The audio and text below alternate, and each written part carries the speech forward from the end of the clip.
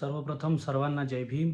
आज doctor Babasaheb Ambedkar writing and speeches volume number 19 मधील प्रकरण 24चे आपण वाचन करणार आहोत. मित्र हो, हा जो 24 प्रकरण आहे याचं हेडिंग आहे असा अधपात होण्यापेक्षा निपात झालेला काय वाईट आहे काय. असा अधपात होण्यापेक्षा निपात झालेला काही वाईट आहे काय, प्रश्नचिन्ह. तर या प्रकरणामध्ये बाबासाहेब आंबेडकर काय लिहितात, महाड येथील पाणी प्रकरणाविषयीची हकीकत बहिष्कृत भारतात प्रसिद्ध झाली आहे. त्याचप्रमाणे इतर वर्तमानपत्रातूनही प्रसिद्ध झाली आहे. बहिष्कृत भारतात प्रसिद्ध झालेला मजकूर व इतर वर्तमानपत्रातून प्रसिद्ध झालेला मजकूर या दोन्हींमध्ये एक वाक्यता नाही हे आम्हास कबूल आहे.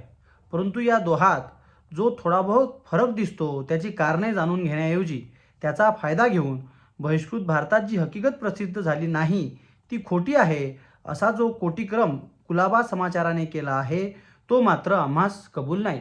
बाबासाहेब लिहितात की जो आरोप बहिष्कृत भारतावर कुलाबा या समाचाराने केला आहे तो आम्हास मान्य नाही. कुलाबा समाचार आपल्या 16 एप्रिल 1927च्या अंकात म्हणतो, महाडात मार बसलेल्या महारांची संख्या किती आहे हे कोठे प्रसिद्ध झालेले नाही, पण शेकडो अस्पृश्यांना मार बसला व तोही बेदम हे दादांत खोटे आहे. स्वतः डॉक्टर आंबेडकरही आपल्या बहिष्कृत भारत पत्रात असे लिहित नाहीत. मारानंतर महार मंडळी डाक बंगल्यावर डॉक्टर आंबेडकरांच्या भेटीस गेली व त्यांची संख्या अदमासे 100 होती व त्यात काही जखमी झालेले लोक होते एवढेच ते लिहितात. महार लोकांचे जेवण चालू असता वरिष्ठ वर्गाने त्यांच्यावर हल्ला करून त्यांची दानादान केली व शिजलेले अन्नही त्यांच्या पोटात जाऊ दिले नाही. अशा बातम्या कित्येक पत्रातून प्रसिद्ध झाल्या आहेत, त्याही साफ खोट्या आहेत हे बहिष्कृत भारतातील हकीकतीवरून सिद्ध होत आहे. आमच्या पत्रातून प्रसिद्ध झालेल्या माहितीचा आधार देऊन इतर वर्तमानपत्रांना खोटे करण्याचा हा जो कोटिक्रम कुलाबा समाचाराने लढवला आहे तो आमच्या मते संयुक्तिक नाही असं बाबासाहेब लिहितात. बाबासाहेब पुढे लिहितात, केवळ एका पत्रात प्रसिद्ध झालेली हकीकत दुसऱ्या पत्रात प्रसिद्ध झालेली नाही यावरूनच ती खोटी आहे असे मानणे जर तर्कशास्त्रास धरून आहे तर ज्या बातम्या आम्ही प्रसिद्ध केल्या त्या बातम्या इतरांनी प्रसिद्ध केल्या नाहीत म्हणून त्या खोट्या आहेत असा आरोप कुलाबा समाचाराने आमच्यावर का केला नाही याचा उलगडा आम्हास होत नाही. बाबासाहेब लिहितात की पूर्वी ज्या बातम्या आम्ही लिहिल्या त्या इतर लोकांनी लिहिल्या नाही तर त्या खोट्या आहेत किंवा त्या खऱ्या आहेत असा आरोप आमच्यावर कुलाबा समाचाराने का केला नाही असं बाबासाहेब लिहितात. उलट आम्ही वीरेश्वराच्या देवळात गर्दी जमण्यास सुरुवात झाली असताना फौजदारांनी येऊन जी चौकशी केली ती हकीकत अगर ब्राह्मणेतर पुढाऱ्यांची खाजगी बैठक बोलावण्यात आल्याची हकीकत जी दिली आहे ती इतर कोणत्याच वर्तमानपत्रात प्रसिद्ध झाली नसताना ती खरी आहे असे मानून तिच्यावर मोठे थोरले भाष्य रचण्यात आले. म्हणजे जी बैठक बाबासाहेब लिहितात वीरेश्वराच्या देवळात जेव्हा गर्दी जमण्यास सुरू झाली तेव्हा फौजदारांनी येऊन जी चौकशी केली व ती हकीकत व दुसरी म्हणजे ब्राह्मणेतर लोकांची जी मीटिंग झाली, जी मीटिंग बोलावण्यात आली त्याची जी हकीकत बाबासाहेब म्हणतात आम्ही आमच्या पत्रामध्ये जी लिहिली आहे त्या कुठल्याच वर्तमानपत्रात प्रसिद्ध झालेली नसताना सुद्धा त्याची मोठे थोरले भाष्य रचण्यात येत आहे त्याच्यावर. पुढे बाबासाहेब लिहितात, पूर्वाग्रहानुरूप ठरलेल्या निकालात जुळता असेल तेवढाच भाग जबानीतून घ्यावायचा व बाकीचा खोटा म्हणून टाकून द्यायचा हे खरे तर्कशास्त्र नसून तरकटपणा आहे. बाबासाहेब लिहितात की हा तर्कशास्त्र नसून हा तरकटपणा आहे. या बाबतीत आम्हास खुलासा करायचा आहे तो हा की ज्या बातमीदारांनी विजयी मराठा, ज्ञानप्रकाश व नवा काळ यात ज्या बातम्या प्रसिद्ध केल्या आहेत त्या त्यांनी आपल्या डोळ्यांनी पाहिलेल्या आहेत, कारण ते बातमीदार त्या ठिकाणी हजर असून काहींनी झालेल्या प्रसंगाचा अनुभव घेतला हे आम्हास पक्केपणे माहीत आहे. म्हणून त्यांनी दिलेली माहिती केव्हाही अविश्वसनीय मानता येणार नाही. झालेल्या दंग्यात एकाच माणसास सर्व गोष्टीचे अवलोकन करणे शक्य आहे. काहींनी काही गोष्टी पाहिल्या, काहींनी दुसऱ्या गोष्टी पाहिल्या, त्यामुळे आमच्यात व इतर वृत्तपत्रकारांत दिलेल्या बातम्यात फरक झाला आहे. हे सर्वांचे एकीकरण करून एकसूत्री हकीकत आम्हाला छापता आली असती हे खरे आहे, पण तसे न होण्याचे कारण असेच की महाडातून परत आल्यानंतर वरील पत्राच्या बातमीदारांनी व आमची भेट होण्याचा योग आला नाही. तो जर आला असता तर त्यांनी दिलेली हकीकत आम्ही जोडून छापली असती. कसेही झाली कसेही झाले तरी जो फरक कुलाबा समाचाराने शोधून काढला आहे त्यावरून एक गोष्ट सिद्ध होते, ती ही की ज्या गोष्टीची खातरजमा झाली नाही अशा गोष्टी प्रसिद्ध करण्याइतके बेजबाबदार पत्र बहिष्कृत भारत नाही. म्हणजे बाबासाहेब लिहितात की ज्या गोष्टीची खातरजमा झाली नाही इतकी ती गोष्ट प्रसिद्ध करण्याइतके म्हणजे बेजबाबदारपणा बहिष्कृत भारत हा पेपर करू शकत नाही. याशिवाय दुसरे काहीच सिद्ध होऊ शकत नाही. म्हणून जिज्ञासू वाचकांनी कुलाबा समाचाराच्या तर्कवितर्कास बाजूला सारून आमच्या व उपनिर्दिष्ट पत्रात दिलेल्या हकीकती परस्पर विरोधी नसून एकमेकास परिपूरक आहेत असे समजून त्याचे ग्रहण करावे. पुढे बाबासाहेब लिहितात, कुलाबा समाचाराने ज्याप्रमाणे आमचा आधार घेऊन इतर वर्तमानपत्रकारांना खोटं ठरवण्याचा प्रयत्न केला आहे त्याप्रमाणे इतर वर्तमानपत्राचा सार आधार घेऊन आम्हास काही बाबतीत खोटे ठरवण्याचा प्रयत्न त्याने केला आहे. आम्ही मामलेदार साहेबांनी दंगा मिटवण्याच्या कामी तत्परता दाखवली नाही असे जे विधान केले आहे त्यात अनुसरून कुलाबा समाचार म्हणतो, आंबेडकरांचाही रोष मामलेदारांवरच दिसतो. पण महाडातील पुष्कळ लोकांचे मत असे आहे की 20 मार्च रोजी महाडच्या मामलेदार फौजदारांनी जर मध्ये शांत राखले नसते व साहजिक चिडलेल्या महार पुढाण्यास खुश करण्यासाठी गोळीबार अथवा धरपकड केली असती तर त्या दिवशी महाडात अनर्थ झाल्याखेरीज राहिला नसता. म्हणजे कुलाबा लिहितो की जर मामलेदारांनी आणि फौजदारांनी जर मध्यस्थी केली नसती तर महाडमध्ये जो गोळीबार झाला जर त्या महार लोकांची जर धरपकड केली नसती तर तो कुलाबा हे पेपर लिहितो की तिथे अनर्थ झाला असता.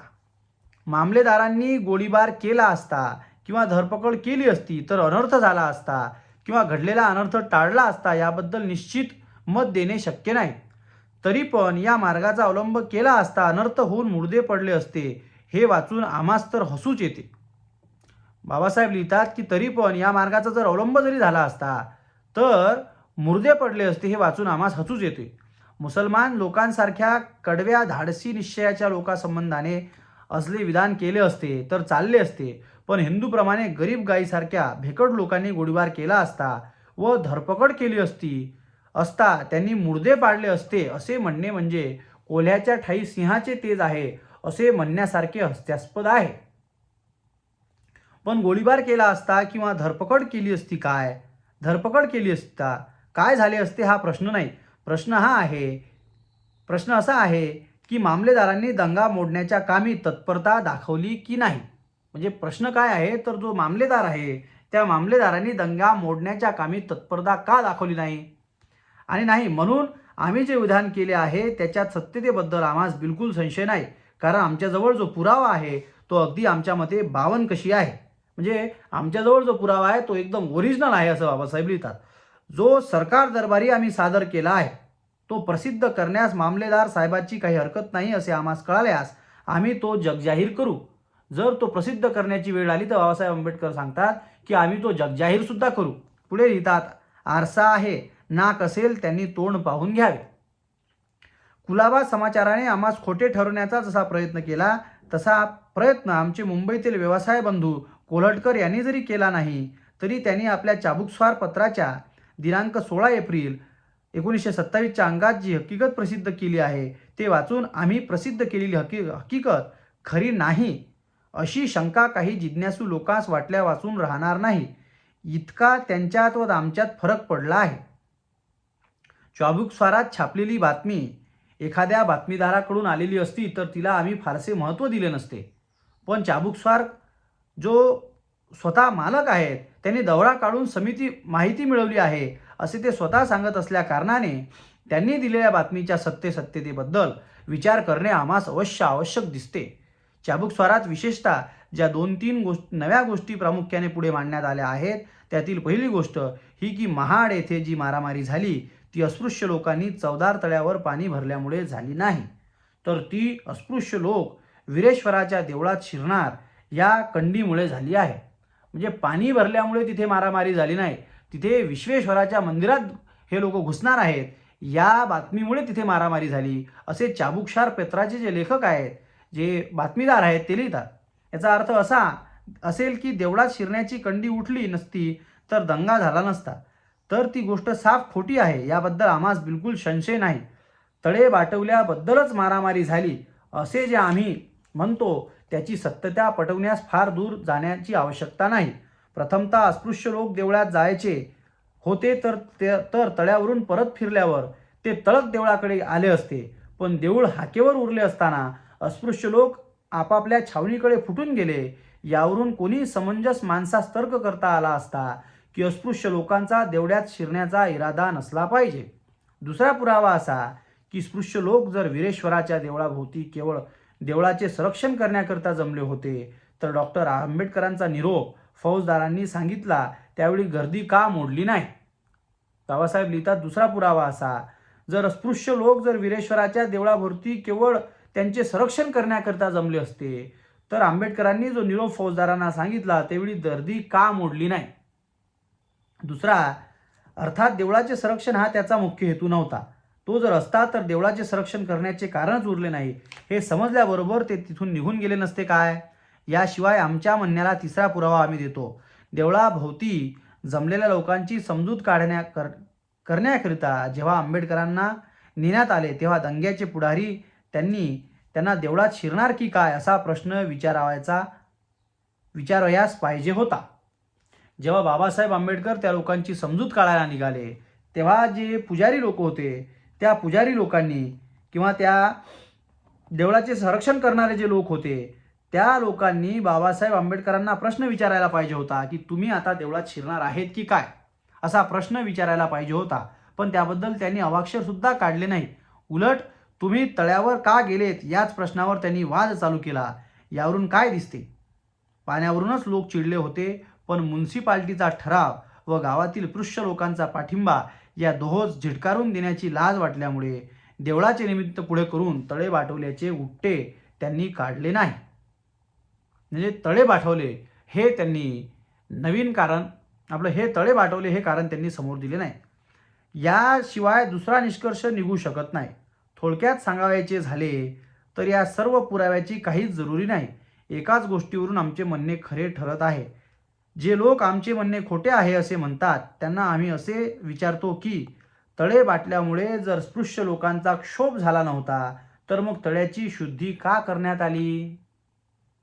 चाबुकस्वार कर्त्यांनी ज्यांच्यापासून आपली माहिती मिळवली त्यांना हा प्रश्न विचारण्यास ते विसरले हे उघड आहे. परंतु त्यांनी जर तो प्रश्न केला असता तर त्यांना कळले असते की हे अपराधी लोक आपल्या अपराधाची तीव्रता कमी करण्यासाठी भलभलते कोटीक्रम लढवत आहेत. कोण्या एका चंभाराने उन्मत्तपणे पाणीच प्यायलो काय, पण तळ्यात कातळे सुद्धा धुतले असे लोकांना छातीठोकपणे सांगितल्यामुळे राग आला.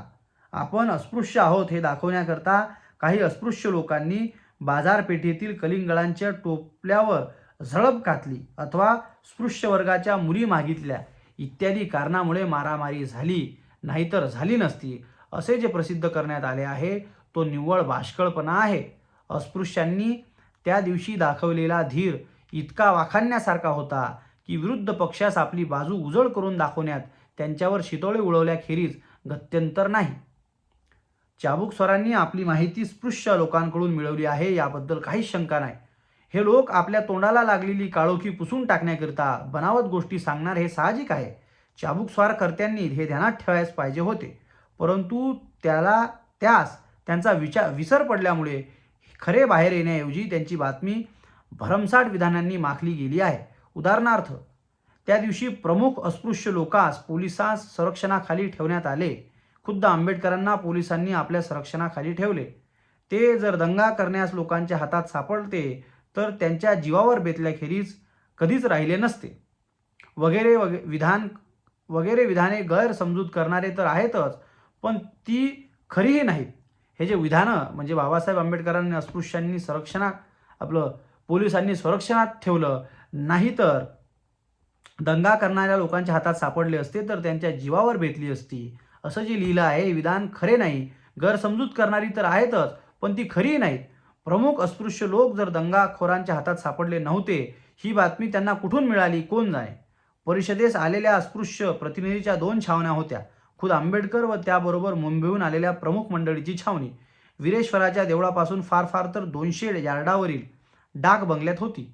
शिवाय ती छावणी इतर सर्व अस्पृश्य प्रतिनिधीच्या छावणीपासून 1.5 मैलाच्या अंतरावर असल्याकारणाने एका छावणीवरचा हल्ला झाला असता दुसऱ्या छावणीकडून अमुक येणे शक्य नव्हते. अशा प्रकारे अगदी तुटक पडलेल्या छावणीवर हल्ला करण्यास काय हरकत होती? अशा प्रकारे अगदी तुटून पडलेल्या छावणीवर हल्ला करण्यास काय हरकत होती? बरे, त्या छावणीत माणसे 10च्या वर नव्हती. असे असता देखील या शूर लोकांना या जवळच्या छावणीकडे मोर्चा फिरवण्याचे धैर्य झाले नाही. शत्रूच्या टप्प्यात आता ही प्रमुख मंडळी होती इतकेच नव्हे तर एके समयी ती त्यांच्या जबड्यात होती. समजूत करण्यात जेव्हा आंबेडकर व इतर प्रमुख मंडळी डाक बंगल्याच्या बाहेर आली तेव्हा ते देवळा सभोवार जमलेल्या लोकांच्या तळाख्यात नव्हती तर ते कोठे होते? व आम्हास जो अचंबा वाटतो तो हा की अस्पृश्यातील प्रमुख लोकांच्या करणीमुळे जर हा तळा बाटवण्याचा क्षोभकारक प्रकार घडला, ते लोक चालून माऱ्यात आले असताना त्यांच्यावर हात सुद्धा उगारला गेला नाही. फुटून फाटून जाणाऱ्या अस्पृश्य प्रतिनिधींवर वीरश्री गाजवणाऱ्यांचे तेज त्यांच्यापुढे कोठे नाहीसे झाले होते? अशी वस्तुस्थिती असताना आपल्यावर बेतेल म्हणून डॉक्टर आंबेडकरांना पोलिसांचा आश्रय करावा लागला हे म्हणणे किती वायफळ आहे, हे उघडच आहे.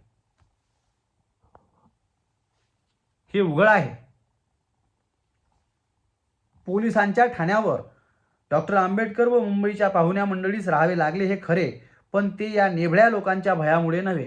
त्याचे कारण अगदी निराळे आहे. डाक बंगला 19 व 20 या 2 दिवसांकरिता वापर करण्याकरिता मिळाला होता.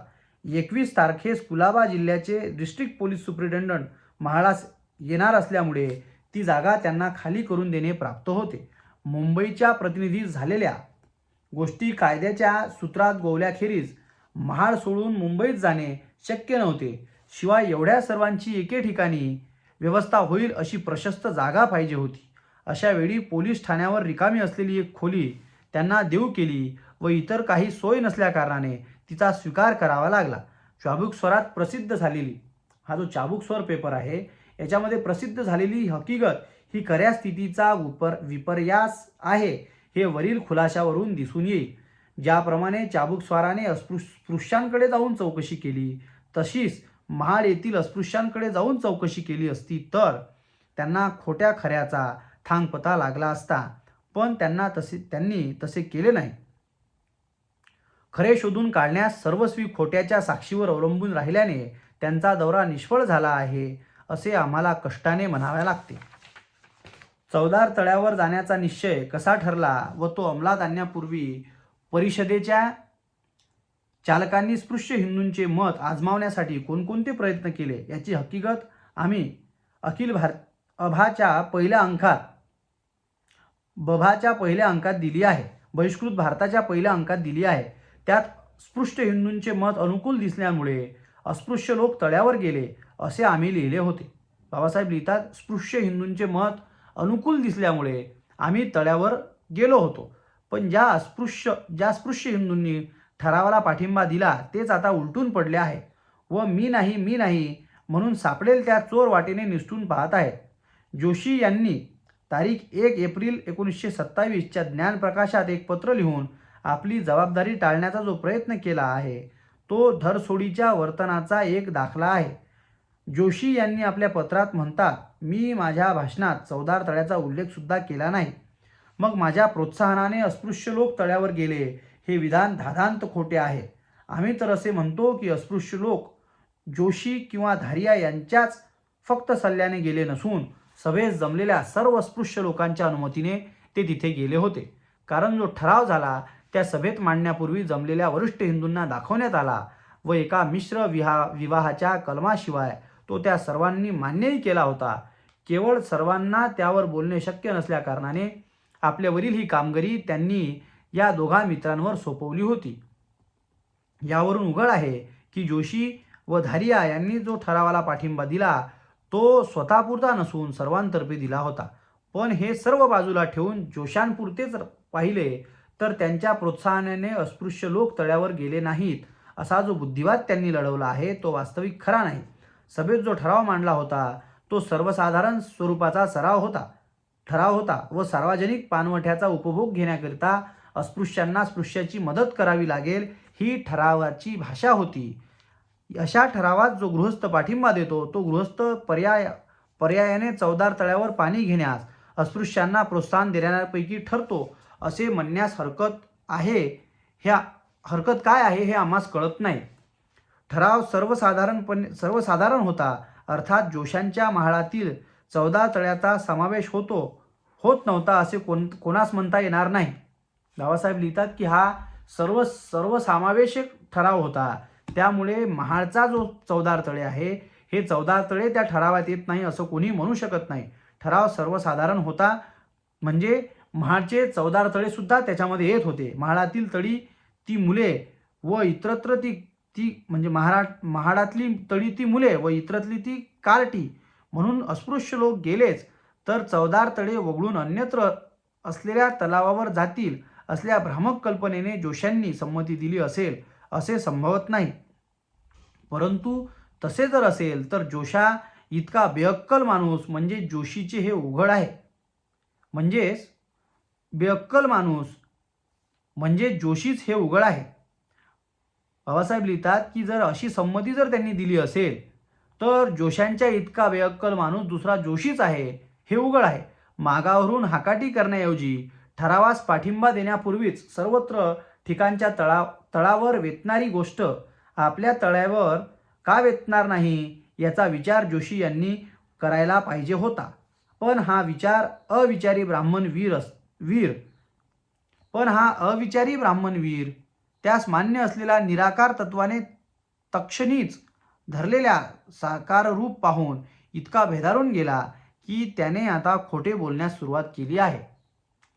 जोशी मोठ्या दिमाखाने लिहितात की आम्ही आपल्याबरोबर येत नाही इतकेच त्यांना म्हणजे अस्पृश्यांच्या पुढाऱ्यांना सांगून थांबलो नाही तर मी आपल्या अस्पृश्य बंधूंना असेही सांगितले की अशा दांडगाईने आपण वरिष्ठ जातीतील लोकांची सहानुभूती मात्र गमवाल. केवळ आपली कातडी बचावण्यासाठी अशा प्रकारची काहीतरी सांगणे जरुरीचे आहे असे जोशांना वाटत असेल तर त्यांनी ते खुशाल करावे. आम्हास त्याची पर्वा नाही. जोशांची भाषा आमच्या कानात अजून दुमदुमत आहे. चला म्हणताना जोशी म्हणाले आम्ही येत नाही. तुमचे विचार ते आमचे विचार नव्हत. यावर अस्पृश्य पुढारी म्हणाले तुमचे विचार तसे आचार नाहीत. जसे आमचे विचार तसे आमचे आचार आहेत. तुम्ही येत नसाल तर आम्ही जातो. हा संवाद जसाचा तसा आम्ही दिला आहे. परंतु आमचे म्हणणे असत्य असून जोशी आपले म्हणणे खरं आहे असा आग्रह धरतील तर त्या बाबतीत त्यांच्याशी वाद घालण्याची आम्हास काहीही जरुरी दिसत नाही. कारण जोशांनी अस्पृश्यांस सांगितले म्हणून ते गेले व असा त्यांचा अंदाज होता की अशामुळे मार पडेल तर त्यांनी मोडा का घातला नाही. जर अस्पृश्यांच्या जोशांवर आरोप असता मोळा का घातला नाही असा जर अस्पृश्यांचा जोशांवर आरोप असता तर जोशांनी अशी सल्लामसलत दिली किंवा नाही दिली हा वादाचा प्रश्न झाला असता. पण जोशांविरुद्ध जी तक्रार आहे ती अगदी निराळी प्रकारची आहे. ती ही की ज्या अर्थी जोशांनी ठरावाला पाठिंबा दिला त्या अर्थी त्यांनी अस्पृश्य प्रतिनिधींबरोबर तलावावर जाणे प्राप्त होते. मग मरण हो की तरण हो ते त्यांनी का केले नाही. ते आले असते तर मार वाचला असता असे मुळीच नाही. पण जोशी बोलले तसे वागले का नाहीत. त्यांनी अस्पृश्यांबरोबर मार खायचा होता पण त्यांनी तसे केले असते तर एक गोष्ट सिद्ध झाली असती की जोशी हे जातीसाठी माती खाणारे नसून तत्वासाठी जातीला माती देणारे आहे. जोशी व धारिया यांचा आम्ही जास्त पिच्छा पुरवू इच्छित नाही. त्यांच्या जातभाईकडून त्यांना गाजणूक होत असल्याबद्दलची हकीकत वृत्तपत्रातून प्रसिद्ध झाली आहे. जोशी यांना टाकण्याचा प्रयत्न त्यांच्या जातभाईने केला होता परंतु तळ्याच्या शुद्धीकरणाकरिता त्यांनी संमती दिल्यामुळे तो प्रसंग टळला आहे. तरी पण त्यांची बऱ्या वाईट शब्दात कान उघडणी झालीच आहे असे म्हणतात. जोशी यांचे सहचारी धारिया यांनाही त्यांच्या जातबंधूकडून परिषदेला हजर राहण्याबद्दल जातीचा गुन्हा केला असे ठरवून त्यांच्याकडून दंडदाखल ₹1,000 घेण्यात आला. विनाशकाले विपरीत बुद्धी असे समजून हे दोन्ही गृहस्थ परिषदेत भाग घेतल्याबद्दल पश्चाताप करीत असतील. त्यांना असे वाटणे अगदी साहजिक आहे कारण मारामारीच्या वेळी अस्पृश्यांपेक्षा त्यांच्यावरच दंगेखोराचा विशेष डोळा होता. वयन दंग्याच्या भरात जर ते दंगेखोराच्या तावडीत सापडले असते तर त्यांच्यावर शेकल्याशिवाय राहिले नसते. आम्हाला मात्र इतके सांगायचे वाटते, तसे जर झाले असते तर त्यात काही वाईट झाले नसते. यात ज्यांच्या पापाचे प्रायश्चित भोगल्यापलीकडे विशेष काही घडले नसते. जे लोक आपली जात सोडण्यास तयार नाहीत ते लोक आपल्या जातीच्या जुलमापासून दुसऱ्या जातीच्या लोकांचा बचाव काय करणार? चालू प्रसंग आणीबाणीचा आहे. अशा वेळी बोलल्याप्रमाणे वागण्याचे धैर्य न दाखवणे हे मोठे पाप आहे असे आमचे मत आहे. बाबासाहेब लिहितात की हा जो चालू प्रसंग आहे हा आणीबाणीचा प्रसंग आहे. यामध्ये बोलण्यासारखे वागल्याशिवाय दुसरा पर्याय नाही.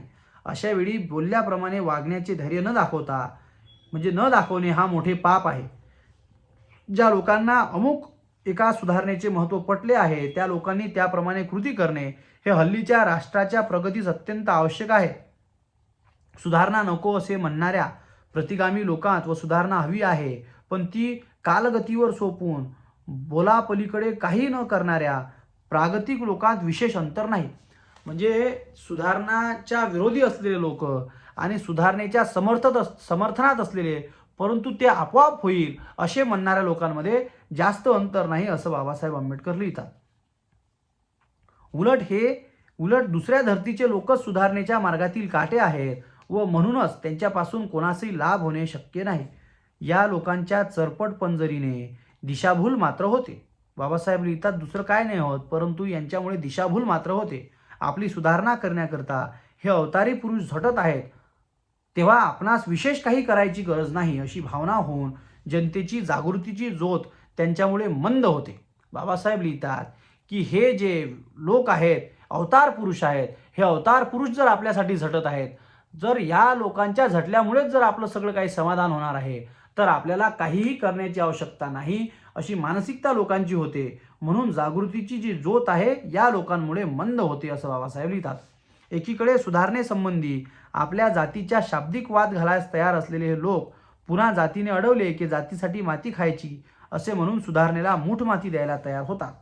अशा लोकांच्या लुबाळपणामुळे लुळबुळण्यामुळे फायदा न घेता घात होतो असे आमचे स्पष्ट मत आहे. अशा घातकी लोकांना आम्ही पातकी समजतो. उभय पक्षाचे अवसानघात करणाऱ्या लोकांची अशी संभावना होण्याची इष्ट आहे. आमच्या या विचारसरणीमुळे अस्पृश्य लोकांची सहानुभूती बाळगणाऱ्या काही स्पृश्य जातीच्या गृहस्थांना आश्चर्य वाटेल पण आम्ही जाणून आहोत. परंतु चालू असलेल्या रणकंदनात शाब्दिक सहानुभूतीची काहीच किंमत नसल्याने आम्हास त्यांचे भय वाटत नाही. बाबासाहेब लिहितात की उभय पक्षाच्या अवसानघात करणाऱ्या लोकांची अशी संभावना होणे इष्ट आहे. आमच्या या विचारसरणीमुळे अस्पृश्य वर्गाची सहानुभूती बाळगणाऱ्या काही स्पृश्य जातीच्या गृहस्थांना आश्चर्य वाटेल पण हे आम्ही जाणून आहोत. परंतु चालू असलेल्या रणकंदनात शाब्दिक सहानुभूतीची काहीच किंमत नसल्या कारणाने आम्हास त्यांचे भय सुद्धा वाटत नाही. बाबासाहेब लिहितात की शाब्दिक सहानुभूतीची आम्हाला आवश्यकता सुद्धा नाही. हल्लीच्या सुधारणेच्या लढ्यात जातीची कास धरून राहणाऱ्या सुधारणावादी लोकांकडून सुधारणेचा प्रसार होणे शक्य नाही. सुधारणा व सनातनी यांच्यातील वाद तत्वाचा असल्यामुळे सुधारक हा मुळातच स्वजातीचा शत्रू असतो. सुधारक व सनातनी यांच्यातील वाद तत्वाचा असल्यामुळे सुधारक हा मुळातच स्वजातीचा शत्रू असतो. त्याने आपली जात सोडून परजातीय समानशील माणसाची संगनमत करून त्याचा आपला एक समाज केल्याखेरीज तत्वाचा जय झाल्याचे फळ त्यांना कधी दिसावेचे नाही. बाबासाहेब लिहितात की त्या जातीच्या माणसाने दुसऱ्या समतत्वाच्या माणसासोबत जर एक जात केली नाही तर त्यांना जे सुधारणेचे जे फळ आहे ते मिळाल्याशिवाय म्हणजे ते कधीही मिळणे शक्य नाही. जात सोडून त्यांना आपला निभाव लागणार नाही असे वाटते त्यांनी या सुधारणेच्या भानगडीत पडू नये. बाबासाहेब लिहितात जात सोडून ज्यांना आपला निभाव लागणार नाही असे वाटत आहे त्यांनी या सुधारणेच्या भानगडीत पडू नये. त्याच्याने सुधारणा तर होतच नाही पण सुधारणेची विटंबना मात्र होते. बाबासाहेब लिहितात की त्याच्याने सुधारणा तर होत नाही परंतु सुधारणेची विटंबना मात्र होते. अशा रीतीने पाहिल्यास आम्हास भालाकार खपतो. भालाकार काही झाले तरी जुन्या परंपरेवर निष्ठा ठेवून तिला भजणारा एक माणूस आहे. आम्हाला तो खपतो त्याचे कारण भालाकार आमचा उघड शत्रू म्हणून वावरतो आणि त्याच्या आमच्यात काही आळ पडदा नसल्या कारणाने आम्हाला त्याच्याशी दोन हात करण्यास सोपे जाते. पण जोशी व धारिया यांच्यासारखे अर्धे कच्चे लोक न धड जुने न धड नवे आम्हास खपत नाहीत. त्यांच्यावर विसंबून राहता येणे शक्य नाही, कारण उलट खाऊन हे लोक आम्हास कधी धक्का देतील याचा मुळीच नेम नसल्याने असे मित्र नसलेले काय वाईट आहे काय. भालाकाराने 28 मार्च 1927च्या अंकात महाडच्या मारामारीबद्दल जो लेख ऐन गुरमीच्या भरात लिहिला त्यात हिंदू धर्माच्या कैसरने अस्पृश्यात निकालाचा सवाल केला की तुम्ही देऊळ किंवा पानवठे बाटवण्याचा प्रयत्न एकदम बंद करा. भालाकार लिहितात, तुम्ही देऊळ किंवा पानवठे बाटवण्याचा प्रयत्न एकदम बंद करा. तसे न केल्यास आम्ही तुमच्या पाठी सडकू. आम्ही तितक्याच निकराने बहिष्कृत भारतात उत्तर दिले की आम्ही आपला प्रयत्न केव्हाच बंद करणार नाही. आमच्या जो पाठी सडकील आम्ही त्याची टाळकी सडकू. बाबासाहेब लिहितात, जो आमच्या पाठी सडकवील आम्ही त्याची टाळकी सडकवू. आमचा संदेश पोहोचल्याबरोबर हा कैसर नुसत्या शब्दाच्या गोळीबाराने इतका बेधारून गेला की लगेच पुढच्या अंकापासून अहो असे कसे होईल, झाले तर इतक्या लवकर कसे होईल वगैरे वगैरे केविलवाने स्वर काढू लागला. एकाच हल्ल्याने कैसर शिखंड रूप धारण करून जर शरण आला, यावरून तो मुळातच शिखंडी नसून त्याने पहिल्या अंकात आणलेला आविर्भाव एखाद्या नर्तकीप्रमाणे मागून आणलेल्या शृंगाराप्रमाणे उसना होता. हे कोणासही दिसून येण्यासारखे आहे. हा शिखंडी आता मारामारीची भाषा सोडून बुद्धिवादात शिरला आहे. तेव्हा आम्ही आमची आयुधे खाली ठेवून वादविवादाच्या भाषेचे अवलंबन करीत आहोत. भालाकार यांनी जो आपला 11 एप्रिल 1927च्या अंकात बुद्धिवाद केला आहे त्यास उत्तर देण्यापूर्वी आम्ही जशाचा तसाच देत आहोत. ते म्हणतात, महाडच्या तळ्यावर म्हणजे बाबासाहेब लिहितात की भालाकारांनी जो बुद्धिवाद केला आहे तो जसाचा तसा मी पहिले इथे लिहून देतो. बाबासाहेब भालाकार लिहितात, महाडच्या तळ्यावर पाणी पिल्यास गेलेल्या महारामांगांपैकी कितीतरी जण असे असतील की ज्यांनी आदले दिवशी ओल्या अन्नाची भिक्षा मागितली असेल व दुसऱ्या दिवशी तेच केले असेल. जो इसम आपण होऊन लोकांच्या दारी जाऊन जनावरांना खाण्यास योग्य असे अन्न व कालवण पदरात घेऊन तो खातो व भुरकतो, अशा इसमाला अस्पृश्य मानणे केव्हाही शक्य नाही. अस्पृश्य बाटून मुसलमान झाल्याबरोबर तो भिक्षा मागायची सोडतो. त्याचप्रमाणे महारामांगांनी स्पृश्यांच्या घरी भिक्षा मागायचे सोडावे, म्हणजे त्यांची अस्पृश्यता अवघ्या एका पिढीत जाईल. पण महाडच्या तळ्यावर पाणी पिल्यास गेल्याने महारामांगांपैकी कितीतरी जण असे असतील की त्यांनी आदले दिवशी ओल्या अन्नाची भिक्षा मागितली असेल व दुसऱ्या दिवशी तेच केले असेल. जो इसम आपण होऊन लोकांच्या दारी जातो तो जनावराच्या खाण्यातला म्हणजे जनावराच्या योग्य जे अन्न असते ते अन्न मागतो. असे अन्न मागणारे जे लोक आहेत ते कधी स्पृश्य होऊ शकत नाहीत.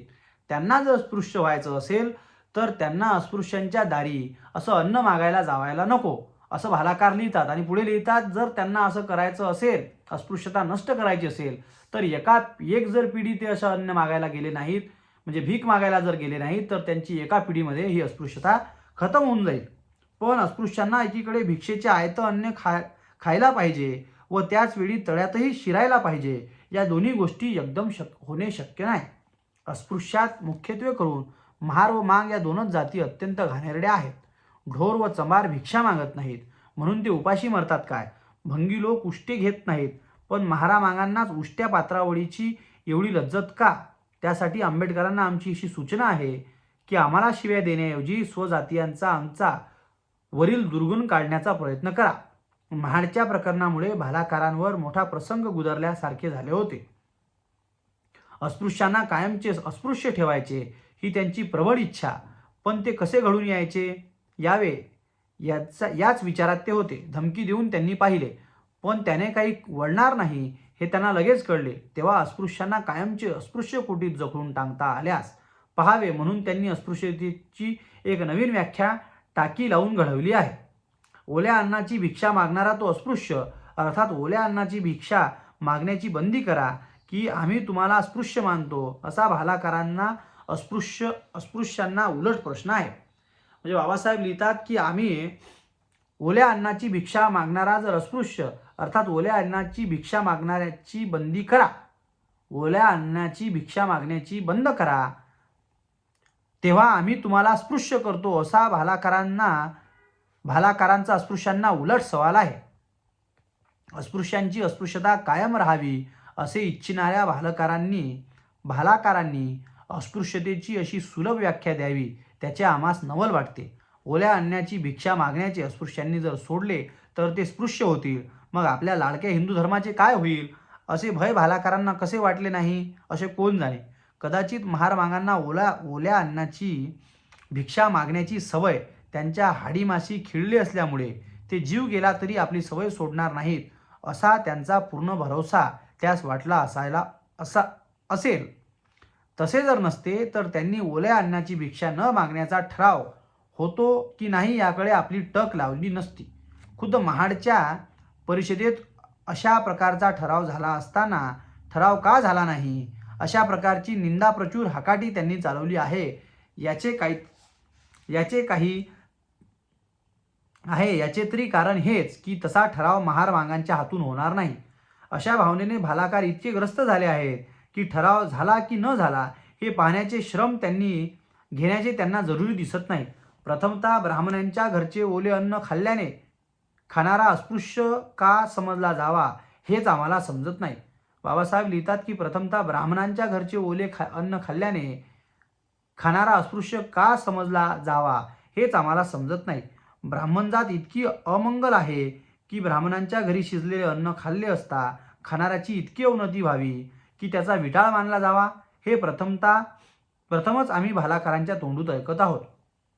आजवर ब्राह्मण जात ही पवित्र आहे असे समजून त्यांच्या घरी शिजलेले अन्न खाण्यास अस्पृश्यास काही हरकत वाटत नव्हती. पण आता भालाकारच जर आपली जात इतकी अपवित्र आहे की तिच्या घरी शिजलेले अन्नाचे सेवन केल्याने माणसाचा अधःपात होतो असं म्हणतात, तर अस्पृश्य लोक तो प्रकार बंद करतील याबद्दल भालाकारांनी खात्री बाळगावी. दुसऱ्या परी पाहिले असता ओल्या अन्नाची भिक्षा मागून खाणे हा महारमांग जातीचा काही धंदा नाही. खेडेगावी महारमांग लोक भाकर मागतात हे खरे, पण ती भिक्षा मागत नाहीत, तर ते बलुत्याचा हक्क म्हणून मागतात. पण ते ओल्या अन्नाची भिक्षा मागतात हे जरी गृहीत धरले तरी त्यांच्याप्रमाणे इतर जातीतील लोक परघरच्या ओल्या अन्नाचे ग्रहण करतात. मराठे लोक ब्राह्मणांच्या घरी शिजलेले ओले अन्न ग्रहण करतात ही खेदाची गोष्ट या ठिकाणी उघडकीस आणणे आम्हास प्राप्त वाटते. खुद्द पुण्यामध्ये कित्येक मराठा बाया ब्राह्मणांच्या घरी भांडी घासायला राहतात आणि आपल्या घरी खानावळे ठेवतात. पण या खानावळ्यासाठी ताजे अन्न न शिजवता ब्राह्मणांच्या घरचे उष्टे अन्न आणून त्यांना घालतात व ते तुकाच्या लालचीने काही किंतु न मानता खातात. परघरी शिजलेले ओले अन्न खाण्यास जर अस्पृश्यता साठवली असेल तर मराठे लोकांना अस्पृश्य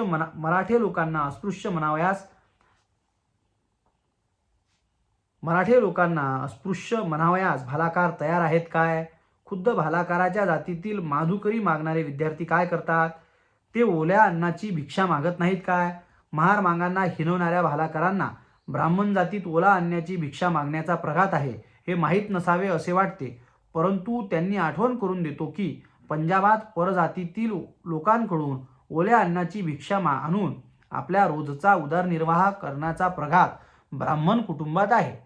म्हणजे पंजाबमध्ये ब्राह्मण लोक दुसऱ्या लोकांच्या घरून ओलं अन्न आणतात असं बाबासाहेब लिहितात.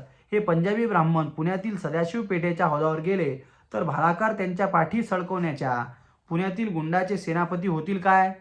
म्हणजे हे जर पंजाबी ब्राह्मण जर पुण्याच्या एखाद्या पानवठ्यावर जर गेले तर भालाकार त्यांचे पाठी सडकवतील काय, असा प्रश्न बाबासाहेब त्यांना विचारतात. अस्पृश्यता नित्य नसावी, पण असतीलच तर नैमित्तिक असावी असे आमचे मत आहे व भालाकारही तसेच म्हणतात. हे पाहून आम्हास एक प्रकारचा आनंद वाटतो.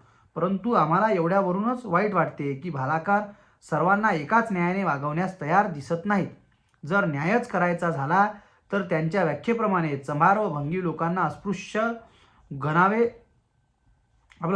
गुणावे लागेल, कारण ते ओल्या अन्नाची भिक्षा मागत नाहीत अशी कबुली भालाकारांनीच दिलेली आहे. उलट माधकरी मागणारे ब्राह्मण विद्यार्थी किंवा भिक्षा मागणारे पंजाबी ब्राह्मण किंवा उष्ट खाणारे पुण्यातील मराठे या सर्वांना महारांप्रमाणे अस्पृश्य मानावे लागेल. हे नवे वर्गीकरण प्रचारात आणण्यास भालाकार तयार आहेत काय? किंवा त्यांची अस्पृश्यतेची व्याख्या प्रचारात आणण्याचा त्यांनी हट्टच धरला तर सकल ब्रह्मवृंदांवर केवढा मोठा अनर्थ ओढावेल याची भालाकारास कल्पना आहे असे दिसत नाही.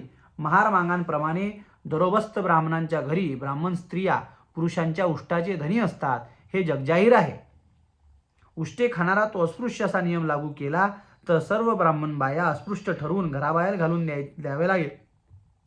म्हणून भालाकारांनी आमची अशी प्रेमाची सूचना आहे की त्यांनी आपली अस्पृश्यतेची व्याख्या परत घ्यावी व अस्पृश्यता नित्याची करावयास त्यांनी दुसरे काहीतरी शक्य लढवावी.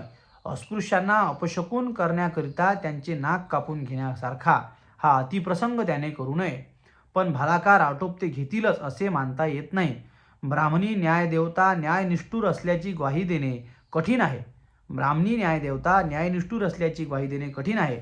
स्वतःच्या जातीला अपवादात घालून नियमांची खच्ची करणे हा तिचा नेहमीचा प्रघात आहे. झाला ब्राह्मण भ्रष्ट तरी तो ती लोकी श्रेष्ठ असे न्यायाला धुडकावून प्रतिपादनारे भालाकार उष्टे खाऊनही ब्राह्मणीन पुन्हा स्पृश्य ती स्पृश्य असे म्हणण्यास कमी करणार नाही असे कोण म्हणणार. म्हणजे बाबासाहेब लिहितात, जरी झाला ब्राह्मण भ्रष्ट तरी तो तीही लोकी श्रेष्ठ. या न्यायाने जे ब्राह्मण ओले अन्न मागतात किंवा उष्ट अन्न घेतात ते पुन्हा स्पृश्य म्हणण्यास काही मागे हटणार नाही. अस्पृश्यतेच्या नव्याने घडलेल्या व्याख्येने भालाकार इतके बेहोश झाले आहेत की त्यांना पुन्हा आपल्या 25/4/27च्या अंकात जुन्या भाजीला नवी फोडणी देण्याचा उपक्रम केला आहे. पण तिच्यात काही स्वारस्य नसल्यामुळे तिची चव घेऊन तोंड विटाळण्यास आम्हास काही कारण दिसत नाही. त्यातील एकच गोष्ट विचारात घेण्यासारखी आहे. भालाकार लिहितात, चंबार, ढोर, महार व मांग या अस्पृश्यातील 4 पोट जातींना एक पानवठे व एक देऊळ आपसात प्रथम करावीत. मग अस्पृश्यांकडे जी कोणती मागणी या बाबतीत करावयाची असेल ती करावी. म्हणजे बाबा ते लिहितात की महार, मांग, ढोर आणि चमार या अस्पृश्यातील 4 जातींनी एक पानवठे व एक देऊळ आपसात प्रथम करावीत. मग स्पृश्यांना जी कोणती मागणी या बाबतीत करायची असेल ती करावी. बोलून चालून अस्पृश्य जाती कितीतरी अडाणी, त्यांच्यावर एवढा मोठा बिकट प्रश्न टाकणे केव्हाही न्यायाचे होणार नाही. केवळ जातीच करावायची तर तेही उघडून आणता येतील. केवळ जीतच करायची तर तेही घडवून आणता येईल. पण आम्हाला ते वाईट वाटते ते हे की ब्राह्मणांसारख्या श्रेष्ठ जातींनी अस्पृश्यांसारख्या अतिशूद्र जातीशी याचना करावी की बापा हो, आम्हा अवनत ब्राह्मण जातीला तुम्ही सन्मार्गाचा धडा घालून द्या. काय हा ब्राह्मण जातीचा अधपात? असा अधपात होण्यापेक्षा निपात झालेला बरा नाही काय. बाबासाहेब लिहितात की हे जे भालाकार लिहितात की पहिल्यांदा अस्पृश्यांनी एक देऊळ आणि एक तळे, काय लिहितात, एक देऊळ आणि एक पानवटे हे एक करावे, नंतर आमच्या अस्पृश्यांना सांगावे. तर बाबासाहेब लिहितात की असं जर एवढ्या आमच्यासारख्या अतिशूद्र लोकांना जर असं तुम्ही तुमच्यासारख्या ब्राह्मण लोकांना जर तुम्हाला सांगायचं असेल, सन्मानाचा धडा घालून द्यायचा असेल तर ब्राह्मणांचा हा अधपात नाही आहे का. बाबासाहेब लिहितात की अस्पृश्यांकडून जर धडा घेणे हा ब्राह्मणांचा अधपात नाही का. म्हणून बाबासाहेब लिहितात की अशा अधपातापेक्षा निपात झालेला काही वाईट आहे काय. तर मित्र हो, या प्रकारचं लिखाण बाबासाहेब आंबेडकरांनी या प्रकरण 24 मध्ये केलं आहे. तर ही माहिती चळवळीतील लोकांना फार महत्त्वाची ठरेल अशी मी आशा करतो आणि तुम्ही या विचाराचा, या व्हिडिओचा जास्तीत जास्त प्रचार कराल अशी सुद्धा आशा करतो. धन्यवाद. जय भीम.